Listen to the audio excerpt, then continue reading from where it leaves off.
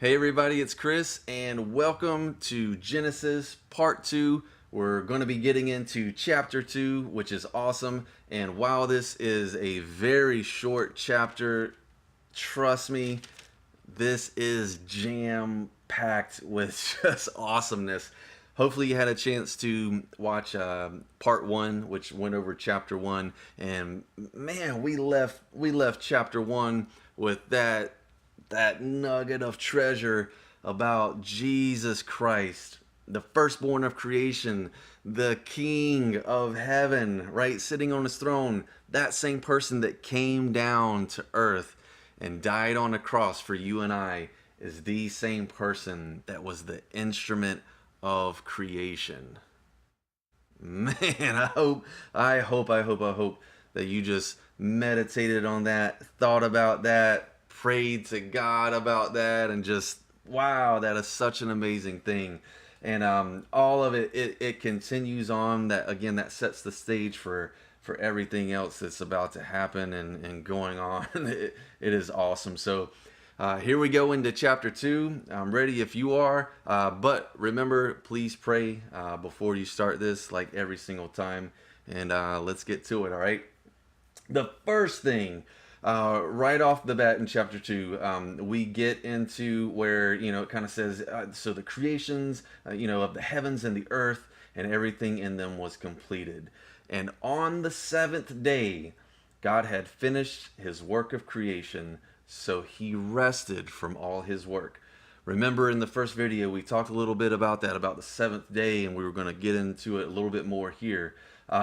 It says in verse 3, continuing on, and God blessed the seventh day and declared it holy, because it was the day when he rested from all his work of creation.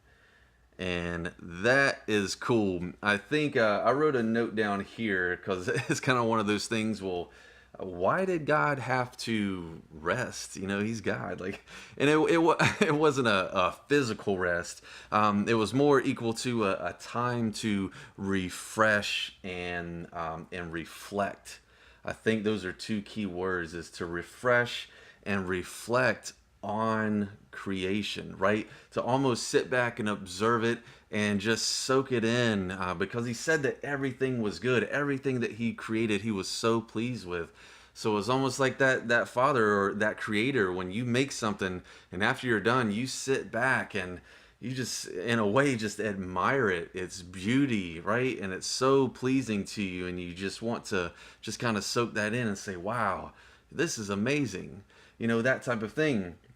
And it then goes on to talk about, like it said in verse 3, where God blessed the seventh day and he declared it holy. So those are two very key things, right? So when God blesses something, right, and then he declares it holy, we probably want to pay attention to that, right? We're talking about the seventh day, the Sabbath day of rest, right? We'll get into a lot more of that, as we go on as far as what that means and how we're supposed to observe that. Jesus Christ, he observed it as well and everything, but it's really about us. This day was set apart by God. Being holy, being declared holy means it is set apart above and beyond everything else as a day when we are to do exactly what God did on this day, which is to refresh, to reflect, and to rest from all the work that we've done, and cherish, right? Cherish the treasure of creation, cherish our creator, give thanks and praise to him, and also spend that time to focus on his love that he is given to us. So a very important thing, right off the bat in chapter 2. Also in chapter 1, we talked about, again, that value and the worth, in that very special way in which we were made. Check this out, how just that attention and that special care goes on here in chapter 2. We're going to go to verse 7, where it says, Then the Lord God formed the man from the dust of the ground. Time out. Hang on a second. Did you catch that?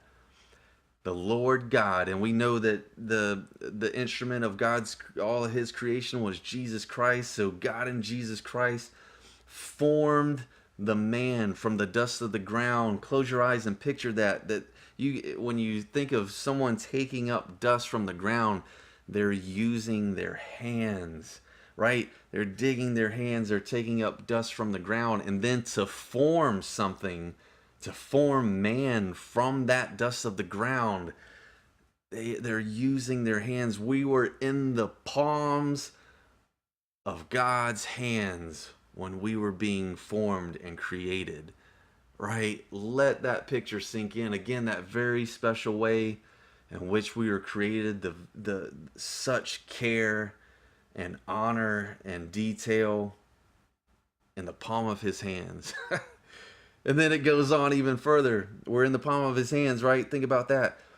And then it says, he breathed the breath of life into the man's nostrils, and the man became a living person. Now, I don't know about you, but if I still have that picture in my head, and he just formed man, let me get this out of my hand. He just formed man, right, out of dust from the ground, and he has us here. It's almost as if he's bringing us up to his mouth like an intimate kiss, and breathes the breath of life into our nostrils. And with that breath of life, the man became a living person. What? First of all, check the power of that, the glory of that, but then again, how intimate that is. I just now caught this. I'm sitting here looking at it right now. And it says, he breathed. So that means that something was literally and physically coming out of him, out of God and the whole Spirit and Christ, and being sent into us, being given to us. Wow, I just caught that now. I'm making a little note of that myself. That he breathed, he gave something from his very being, the breath of life, and breathed it into the man's nostrils so that we came to life. Wow. Think about that. That's going to be a reflection note to think about. My goodness.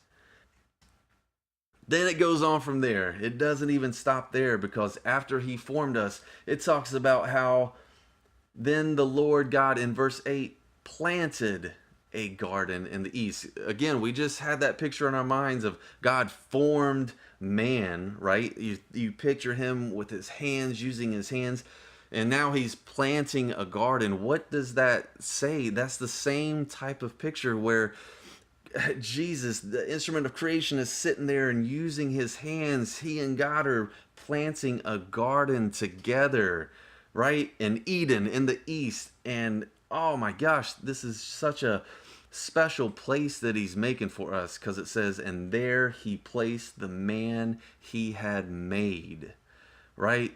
So it wasn't that God made the whole earth, but when he created man, he then also created the most wonderful, beautiful place. He planned it out. He thought it out. When you plant something, you find the perfect place to put it, to dig, to put the seed in, for the soil, all of that stuff, the environment, for it to grow so that we could grow, so we could be sustained, and so that we could thrive. That's how much he loves you and I, right? From the very beginning, this was all just to be this special place. And then we get to this part that might raise some questions. I know it did for me, and I'm just like, what?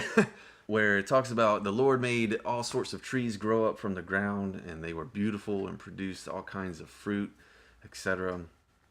But in the middle of the garden, he placed the tree of life What? And the tree of the knowledge of good and evil. Time out. What are we talking about here? Right? I don't know. Let's figure this out. Okay. So I love kind of how the study Bible puts as far as these two trees are concerned. It says one, that these trees were real but symbolic, or two, these trees were real and they possess special properties. Either way you take it, here's what God says following that. We skip down to verse 16. But the Lord God warned him, talking about man, he warned him, you may freely eat the fruit of every tree in the garden, except the tree of the knowledge of good and evil. Okay, notice, he didn't say anything about the tree of life, although these were two very special trees. They have titles. They're, tree of life. They've got names and everything. They're in the middle of a garden, so yeah, there is great importance to them. But God singles out the tree of the knowledge of good and evil. We'll just call it the tree of knowledge for short. Right? And then he says, if you eat its fruits, you are sure to die. Right? So God says, you can eat of any other tree, and that includes the tree of life and all these other trees that you see before you, all these trees in the garden, except for this tree of knowledge. And then he makes it clear, he makes it plain as day what happens if you do. And if you do, you are sure to die. The consequence of making that choice and eating that fruit from that tree means that you are sure to die. All right. So we'll take a step back here. All right. And I know that the question that we're going to get to is, man, what and why? Why, God, did you put these two trees there, and especially this one, that man was not supposed to eat from? And honestly, I struggled with this for a long time as well. With this same question, I'm like, why would we even have that choice? But think of it this way, folks. Let's think of this perspective. We just talked about in chapter 1 and also here in the beginning of chapter 2 about the very special way in which we were created, how much value that we have in him, how much worth he sees us with, right? He also gave us the dignity, right? We have all this value and worth, and God also gave us the dignity of choice, right? And we weren't created to come into the Garden of Eden, into this paradise, and just be robots to where we would, just automatically follow God's demands, and it's like a hollow type of obedience, if you will, right? No, we were given free will. We were given choice, and out of dignity and just that personal respect, for us to be able to make our own choices. I wrote a note here that this was all about obedience and trust. Was man going to trust God's definition of good and evil, or was man going to define good and evil for himself?